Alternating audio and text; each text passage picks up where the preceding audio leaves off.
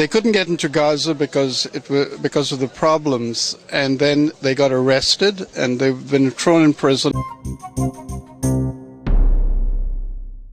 Till now, I still dreaming about the massacre. Hello, my name is Stanley Heller. Welcome to The Struggle. The Struggle is shown on 21 cable stations from Vermont to New York City, on the internet at thestruggle.org. We begin with the case of two Canadians who have been imprisoned in Egypt for 2 months by the military regime there. Their names are Tariq Lubani and John Grayson. They were on their way to Gaza. One is a doctor, the other a filmmaker. They're trying to help the Palestinians there with medical procedures. Instead, they had to spend an extra day in Cairo, and they witnessed something horrific. And that is probably the reason the army threw them in jail. Then to a massacre of 1948, one of the survivors spoke in Washington, and we did an interview with him. The infamous massacre of Deir Yassin. Finally, an interview with Wydell Sims of New Haven. He says he's a victim of a hate crime when someone tried to put a noose around his neck. We heard about the case of Lubani and Grayson at the organizers' conference of the U.S. campaign to end the occupation. It took place in Washington, D.C. A friend of theirs got up during the announcements and told about their case. When he was finished, there was a standing ovation of support. After that, we did an interview. There's a petition online. There's more than 120,000 people who have signed that petition right now. And can I ask you for a standing to please stand and give an ovation.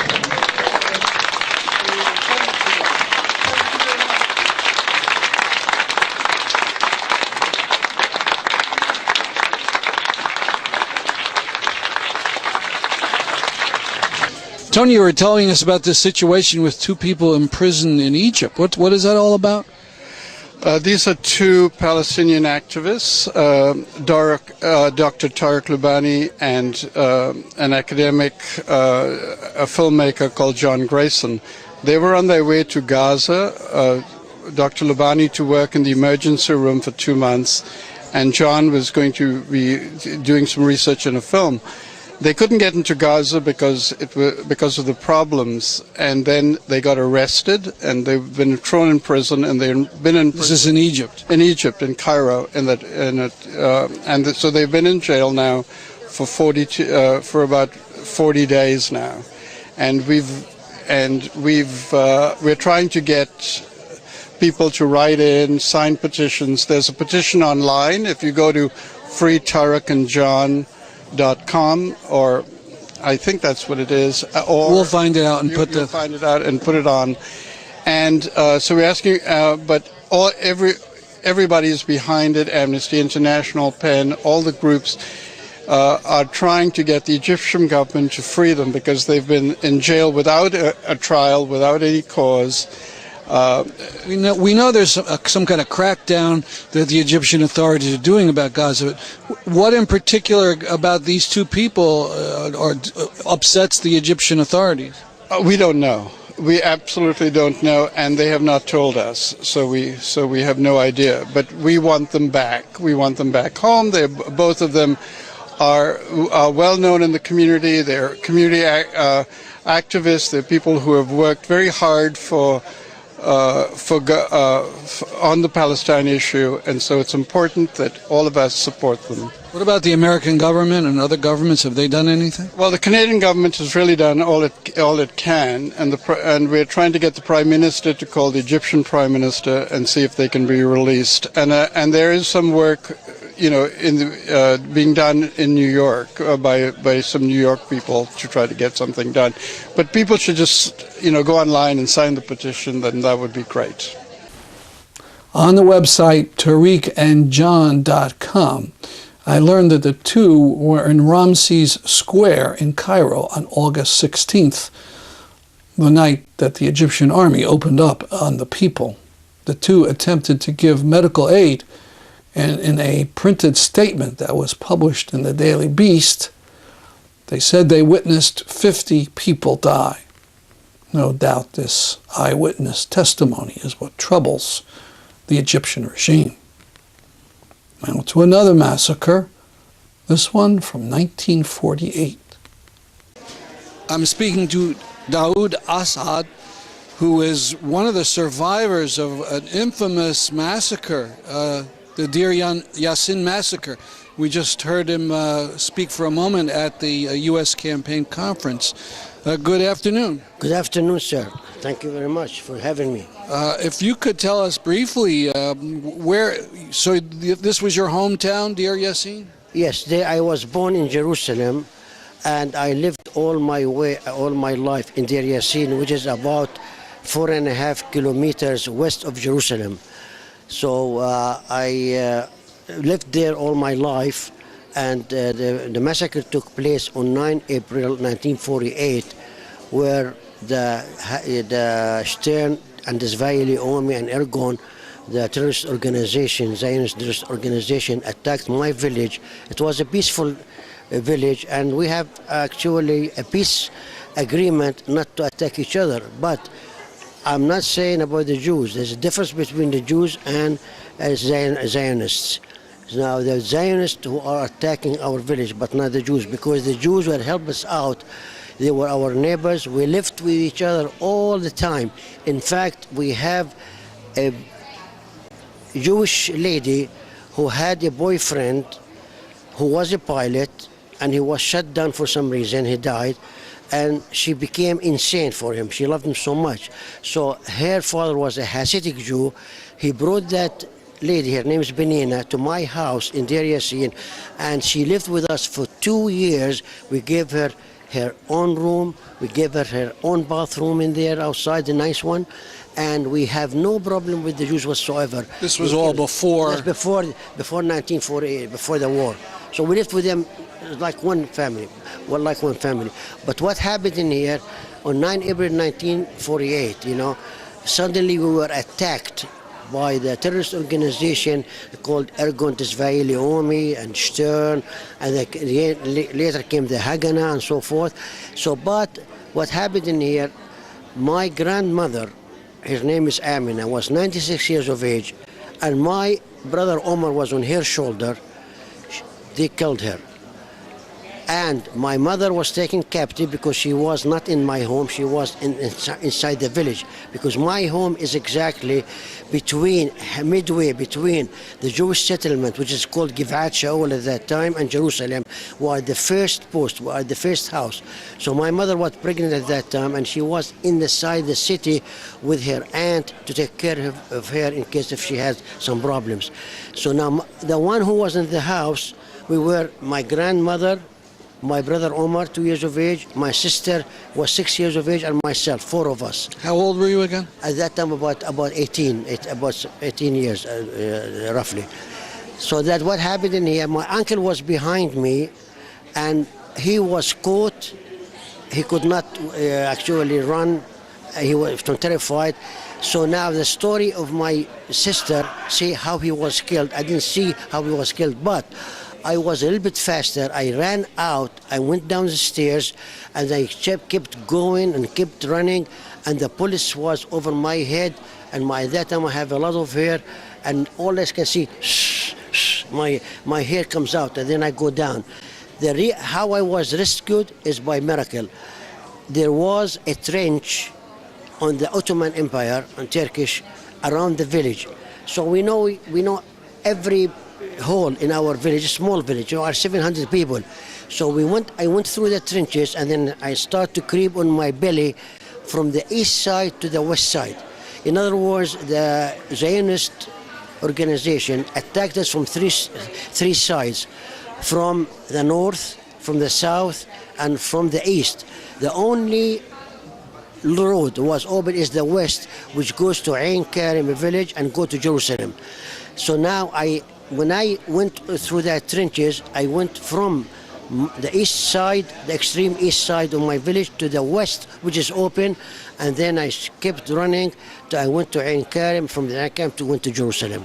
Now, luckily, my father at that time was in a village called Mashdar, nearby Gaza. Mashdar, he was a contractor, road construction contractor, and he have a contract for the British.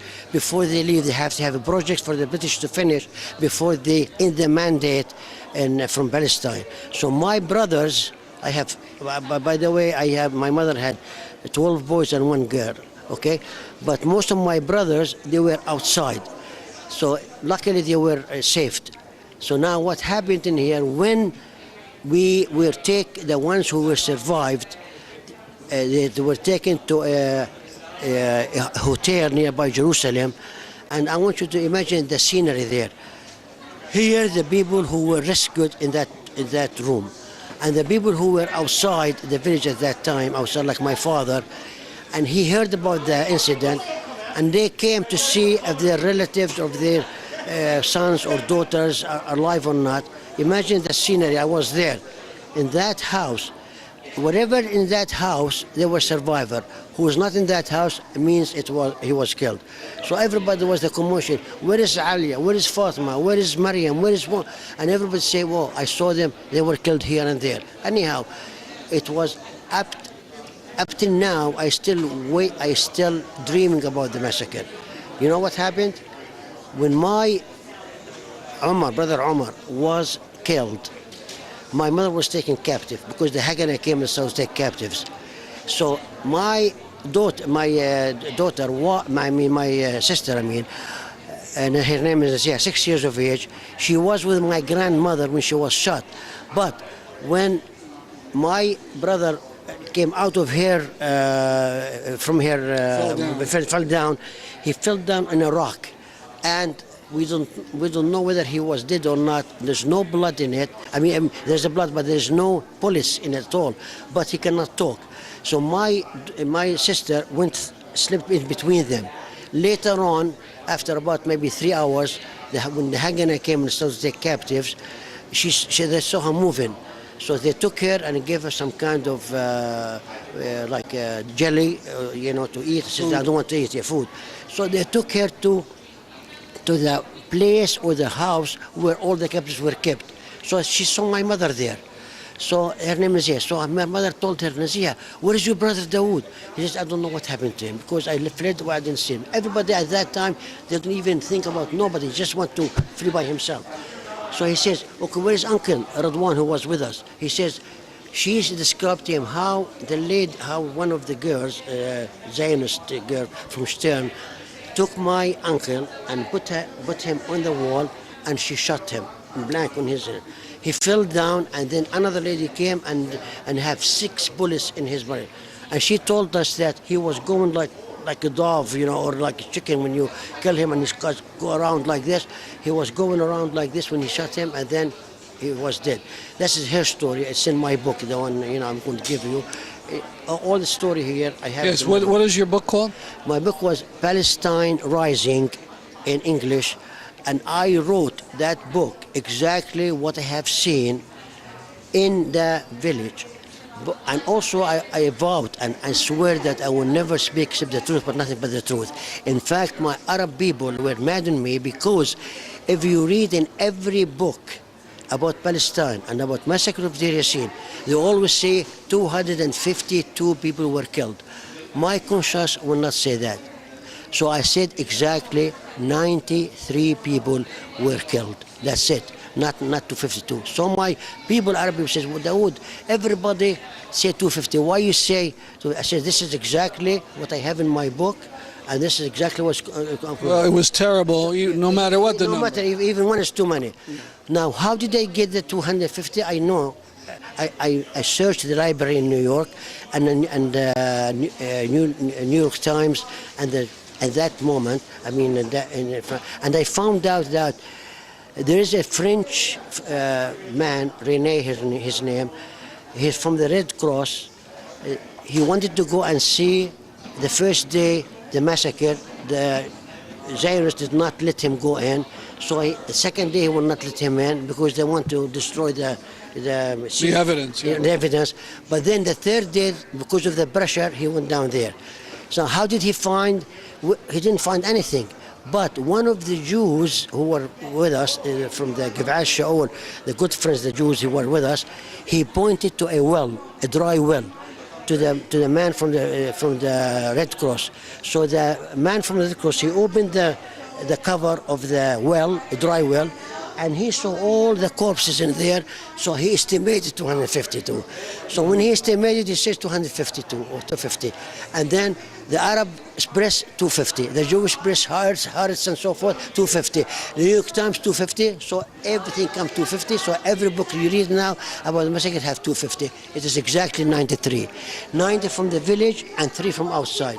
Now the 3 from outside is a teacher in the village. She was from Jerusalem, and happened that night on Friday we have a wedding. She did not go back to her mother. She stayed there and she was killed.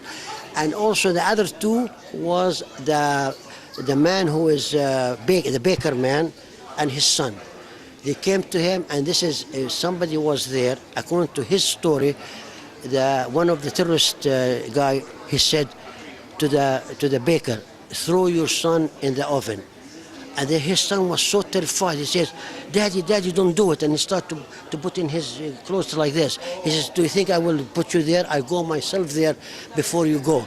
So they put them both, and they say, go and meet yourself in paradise at the end. So they were burnt. So these are the 3, the baker and his, from Hebron.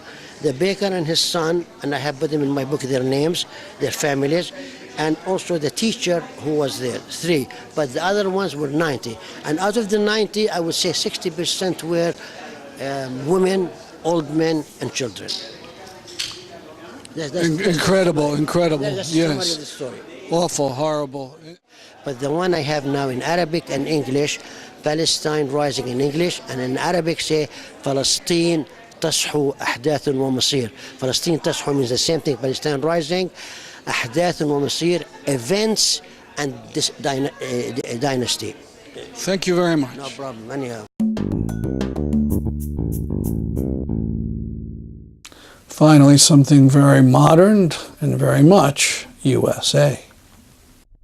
In New Haven, I'm going to be speaking to Wydell Sims and his attorney, Carolyn Smith Stewart, about a case where Sims thinks justice was not served in what amounts to a hate crime. Good afternoon. Good afternoon. How are you? Now, first, let's talk about what kind of line of work you're in, because it's all involved with the case. I work for a company called Valley 2 out in Orange. It's part of an aircraft company where they make parts for aircraft that they distribute to Sikorsky for helicopters and stuff. And how long did you work there? I worked there approximately a year and a half. I went in through a temp agency. They reviewed me, they liked my performance, and then they hired me. So I was permanent there for a year and a half. And exactly what kind of work is it? Right now, the department I work in, it was shipping and receiving. Then they moved me to head of department over inventory and parts department. So I ran that department. All right. So when was this incident and what was it? On May 9th, approximately about 11:30 in the morning, I was in my office working. I entered data into the computer and put the parts in location. Doing my work as normal, and the way my desk is, I was turned to the right of the department, and the doorway is behind me, so 2 guys came in. I didn't hear them till one guy, there's an overhead door by my desk, and he started rattling the chain, so I looked over towards him and asked him, what were you doing? Another guy, since that was behind me, I kind of turned over my shoulder, and I looked, he had a red and black rope tied in a noose knot. So that's when I jumped up out of my chair and asked them, what's going on? What you guys doing? They claimed they were looking for a chain or looking for a rope. But the other perpetrator proceeded to take the rope and put it around my neck. So then I grabbed him by his wrist, and then I pushed him up off of me. At that time, they didn't say anything. The first thing went through my mind that they were going to hang me, and he was rattling the chain, was going to beat me with a chain. So within that time, I kind of try to protect myself. Only way I know it was like left myself, because within that time, with them leaving and that, I'm not sure what happened after that. And by that time, it was lunchtime. Then a guy that I do go to lunch with, he came in and kind of broke the spell and said, yo, you going to lunch? And then he knew something was wrong, but I couldn't even grasp or to even tell him what had just happened, because I was fearful for my life. I didn't know really what happened, why did it happen. Again, I'm the only one of color that worked there. I didn't think nobody was going to believe me, so I did go to lunch with him and another gentleman. We went to McDonald's on the Post Road. They sat there, they ordered food. At that time, I still wasn't able to eat. I still wasn't able to say nothing. They kept saying, you're not yourself, what's going on, what's going on? I still couldn't even explain, because I was still trying to figure out what happened. And so by that time, we went back from lunch. I went directly back to my office, trying to get myself together to go into the other building, to let them know what happened, and to try to explain. But as I did, when I eventually did get myself together, went back in the other building, people came running up to me. Everybody in the other building knew what happened. They said, yo, I hear that they were going to hang you in the warehouse. And so by that time, I was like, what? Another gentleman said to me, yo, Chief, I hear they're going to hang you in the warehouse. So by that time, again, it hit me like a brick wall. I was frightened. I was scared. I was here. Now, these weren't friends of yours just goofing around with you? No, just co-workers. I always spoke, been polite, but nothing that we went out together, nothing that we had lunch together. We didn't even have lunch together like that. They just came in my office and did that crime to me. And I felt, really my life was in danger. I felt, it was crazy. So I went to the HR department that let somebody know nobody wasn't there. So the only next one that was hired there to do something, I went to the accounting department. In other words, the superiors at the company. Right. So I went to the accounting department. So I spoke with a gentleman, Howard Turner. I let him know what had happened. He was very upset, very concerned about what had happened and what I had told him. And so the next morning we came in, about 10 o'clock that morning, they called a meeting with me, the owners of the company, the CEO of the company, and 2 other supervisors. And again, I stated what happened, what they did, how they laughed at me. They made a joke about it. They thought it was very funny and entertaining to them. I'm still trying to figure out what the joke was. They, did all this stuff. I don't know if they were joking because I came to work every day. I did what I was supposed to do.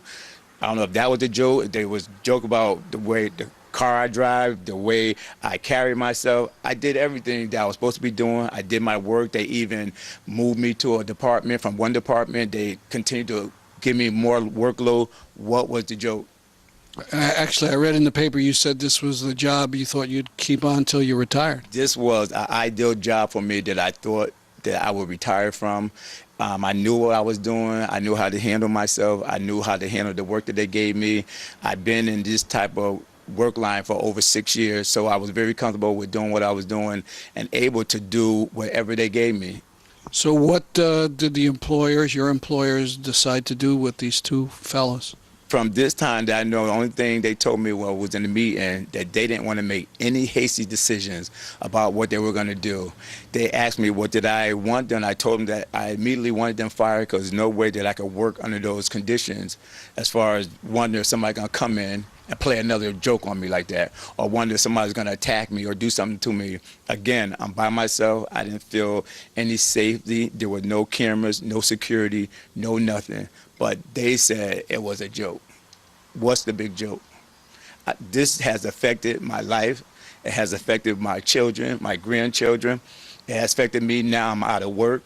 I'm in the process of losing my apartment, my car. And they think it's a joke. I'm still trying to figure out what's a joke. They means the perpetrators. You don't mean the company is not saying it's well, a the joke. company, I felt that I've been very loyal to the company. I've been an asset to the company. The company at this time has not paid me one dime since I've been out of work since May. The last check I got, I believe, was May 30th, and that was with my PTO time. They promised me, my attorney went to a meeting that they were going to pay me for a month of July. Have not received a dime since. Now, you went to the police with this? I went to Orange Police Department, gave a written statement, and at this time, the only thing they came up with was a disorderly conduct. It was two perpetrators. They only arrested one, and the other guy they tried to make like was a witness to it, but the company fired the witness. So how that working, I don't know. And so we haven't heard anything, but nothing has happened with the other perpetrator. Right now we're in court. The guy at court, they trying to say, you know, they're trying to make like it's nothing. They're trying to make like that I'm blowing out of proportion. They're trying to make it as a joke. I'm still trying to figure out what's the big joke. Let me talk to your attorney now. So, Carolyn Smith Stewart, if you could, this became a legal matter, of course, and what are your feelings about this?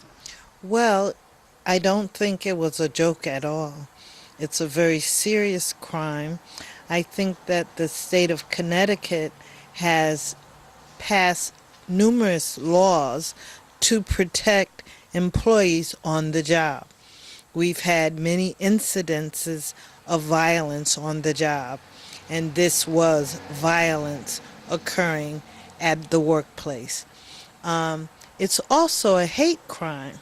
It is showing that one person does not have the sensibility of working together with people of different races, ethnic groups, creeds, sexual orientation. We have a law in Connecticut against that. So when we went to meet with the employer, my idea was that they would be sensitive to this issue because of the recent events that have occurred. And I was surprised to find out that they took a very lax attitude about something as serious as this. Now it's gone to court. There's been sessions, 2 sessions. Well, it's gone to court because the perpetrator had been arrested, and it was his day in court as a person who had committed only a misdemeanor, and that he had only disturbed the peace. And we felt it was a much more serious activity than it was charged. And he has a right as a victim to be heard in court, and he has a right to get justice. So we did go and state our opposition to the charges against him, and to state our opposition of any accelerated rehabilitation. Now, from the press, the defendant did ask for that. Now, when you ask for accelerated rehabilitation, do you have to admit to doing something? Well, you admit that perhaps the behavior violated some part of the law, but you're saying because I'm a law-abiding citizen and this activity is out of my character, and that I'm never probably going to get in this situation, it's granted to you if you remain free of any criminal activity in the next year. And that was what he was requesting. So he didn't get it. And where do things stand now in terms of court? Gratefully, the judge denied his request, allowed him to appeal it if he wanted to.